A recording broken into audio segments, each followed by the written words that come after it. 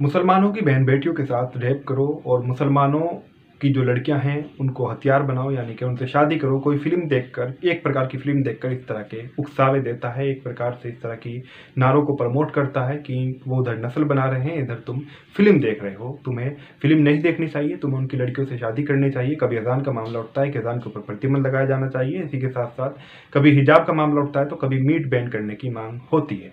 Meet ban होना चाहिए, यानी कि उस प्रकार से बैन नहीं, यानी कि मीट की दुकानों को 9 दिनों तक बिल्कुल दूसरों के आस्था में बंद किया जाना चाहिए। इसका मैं भी प्रबल समर्थक हूँ।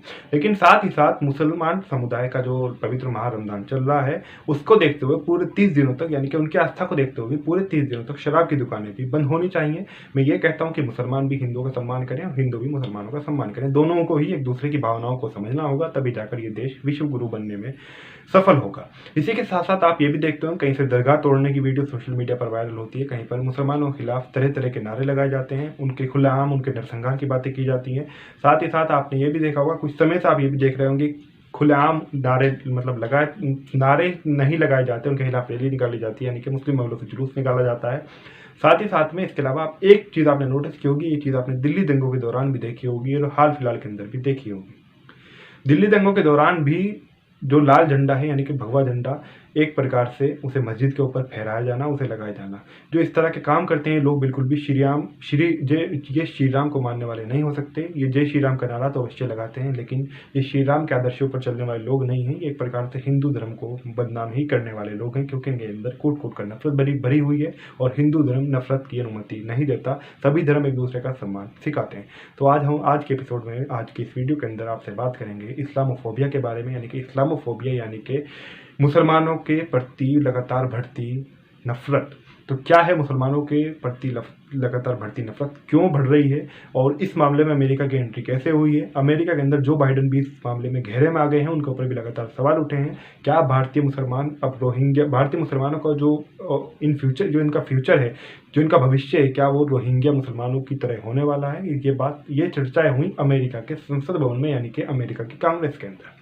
तो इन सभी बातों को पर चर्चा करेंगे। साथ ही संयुक्त राष्ट्र संघ ने क्या कहा इस्लामोफोबिया पर, वो भी आपको बताएंगे। अगर आपने अभी तक हमारा चैनल जागरूकता सब्सक्राइब नहीं किया है तो सब्सक्राइब जरूर कर लें, क्योंकि हम देते हैं आपको आपके आसपास चल रही प्रमुख मुद्दों, प्रमुख घटनाओं की सटीक जानकारी। तो बात करते हैं, ये चीज़ हमने आपको बताई कि झंडा लगाने की घटना हो, या फिर दरगाह को तोड़ने की हो, या फिर अजान के ऊपर पाबंदी हो। हाँ, लाउड स्पीकर की लिमिट होनी चाहिए, चाहे वो कोई भी धर्म स्थल हो, ये बात सही है। लेकिन अजान के ऊपर पूरी तरह पाबंदी हो, या फिर किसी को उससे तकलीफ हो, इस तरह की क्योंकि हम भारतीय संस्कृति के अंदर रहने वाले लोग हैं। ना यहाँ पर मुसलमानों को भजन से आपत्ति होती है, ना हिंदुओं को अजान से आपत्ति होती है। हाँ, हर चीज़ की एक लिमिट होती है, यानी कि कोई अगर तेज लाउड स्पीकर बज रहा है तो वो उसे आप गलत कह सकते हैं।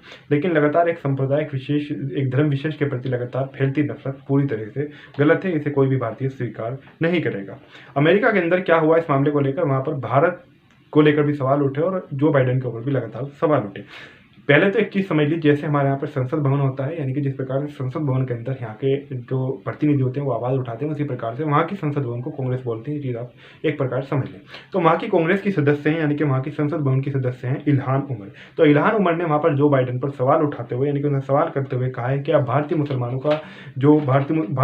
के ऊपर लगातार इंडिया के अंदर, यानी कि भारत के अंदर जुल्म हो रहा है, उनके खिलाफ जो लगातार नफरत बढ़ रही है, उसको लेकर आप वहाँ के प्रधानमंत्री यानी कि नरेंद्र मोदी से बात क्यों नहीं करते हैं।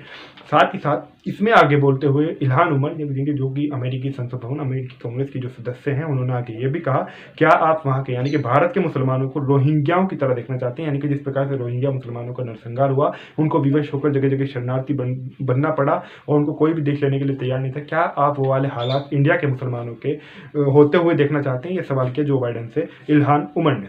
तो अमेरिका की एंट्री हुई इस प्रकार से, भारत के अंदर नफरत लगातार फैल रही है, तो अमेरिका की एंट्री इस प्रकार से हुई। साथ ही साथ एक और मैं आपको रिपोर्ट बताता हूँ, south Asia state of minority report 2020 की अगर बात करें, इसके मुताबिक भारत मुस्लिम अल्पसंख्यकों के लिए खतरनाक और हिंसक जगह बन चुका है। मैं ये नहीं कह रहा हूँ कि ये रिपोर्ट सही है या गलत है।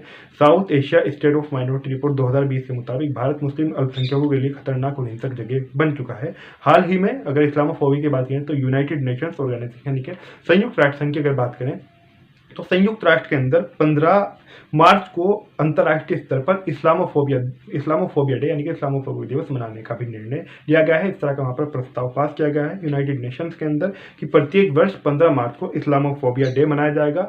इसके अंदर अगर बात करें, भारत और फ्रांस का रुख अलग अलग था, यानी कि इनका कहना था कि नफरत तो नफरत है, वो किसी के भी खिलाफ हो, चाहे हिंदू के खिलाफ हो, सिख के खिलाफ हो, जिसके भी, यानी कोई भी कम्युनिटी हो सकती है, नफरत उसके खिलाफ, नफरत के लिए हमें एक अलग से दिवस मनाना चाहिए, ना कि एक धर्म विशेष के लिए हमें एक प्रकार का दिवस मनाना चाहिए। यानी कि नफरत नफरत है, ये तर्क था भारत का और फ्रांस का। वो इस प्रस्ताव से, यानी कि जहाँ यूएन के अंदर प्रस्ताव पास किया गया है, ये दोनों देश उससे नाराज भी दिखाई दिए। हालांकि वहीं पर संयुक्त राष्ट्र संघ या फिर जो प्रस्ताव पारित करने वाले देश थे, उन सभी का तर्क ये था, मुसलमानों के खिलाफ नफरत नहीं बढ़ रही, उनके खिलाफ विशेष प्रकार की नफरत निरंतर यानी कि लगातार बढ़ रही है, इसलिए ये दिवस मनाया जाना जरूरी है। तो अंतर्राष्ट्रीय स्तर पर प्रत्येक 15 मार्च को इस्लामोफोबिया डे मनाने का जो है प्रस्ताव पारित किया गया, प्रस्ताव पास किया गया यूनाइटेड नेशन से, संयुक्त राष्ट्र संघ से। तो इस्लामोफोबिया क्या है, किस प्रकार से लगातार नफरत बढ़ रही है, क्या कौन सी रिपोर्ट है, भारत के अंदर लगातार इस तरह की जो बातें उठ रही हैं, इसको लेकर आपका क्या कहना है, और क्या इन सभी बातों को लेकर प्रधानमंत्री नरेंद्र मोदी को भी इसके ऊपर बोलना चाहिए, उनको लोगों को इस तरह के काम न करने के लिए उनको उनसे अपील करनी चाहिए? आपकी इसको लेकर क्या राय है, या अन्य जो वैश्विक नेता हैं, जो विश्व स्तरीय नेता हैं, उनको भी इस मामले में अपनी एंट्री करनी चाहिए, उनको इस मामले में बोलना चाहिए, चाहे भारत का मामला हो या फिर पूरे विश्व का मामला हो?